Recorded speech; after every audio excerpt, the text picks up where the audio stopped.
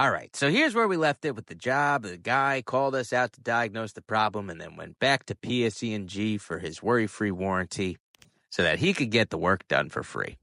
Now, understand this. A lot of people have asked about diagnostic fees and things like that. Why didn't you charge any? We do have a set diagnostic fee. It's the same as a coming out fee.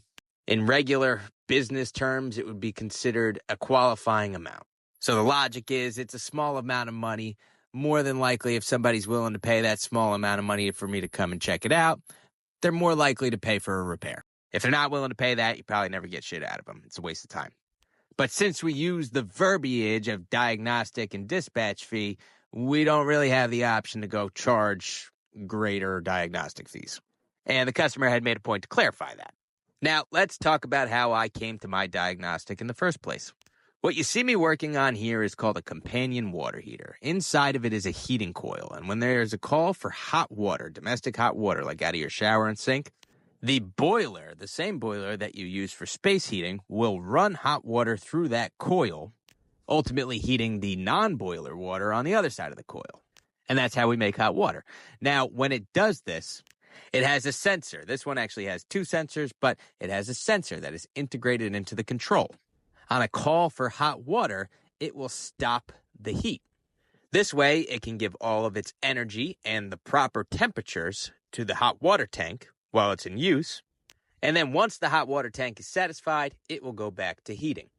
Now, initially, when I had showed up on this job, the boiler was reading that it was making domestic hot water. It never stopped making domestic hot water. I went to the service menu and I checked to see what the sensors were doing, and it was showing that this bottom sensor was 44 degrees, which would have been impossible.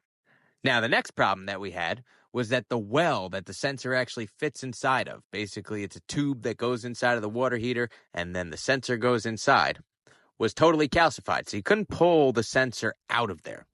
I gave the customer a price for a sensor and a well. He declined, took my information back to PSE&G, and PSE&G tried to do the job. Not really hard enough, in my opinion, because they didn't do the job. They told the guy that he had to call me back and get it done. Now, here's what you got to understand is I don't really like when people try to manipulate me.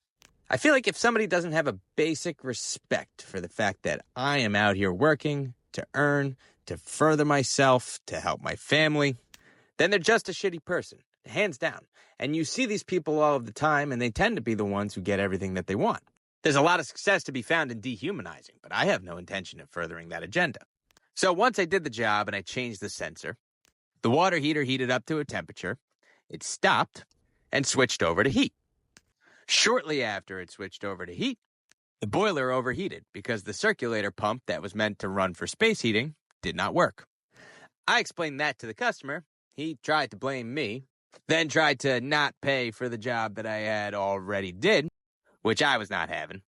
And then after he backed down from that, he tried to get me to do something about the problem that he had now. And what I told him was what made me feel good about the situation. I told him, you know what you should do? Call PSE&G back. But this time, you won't be seeing me again.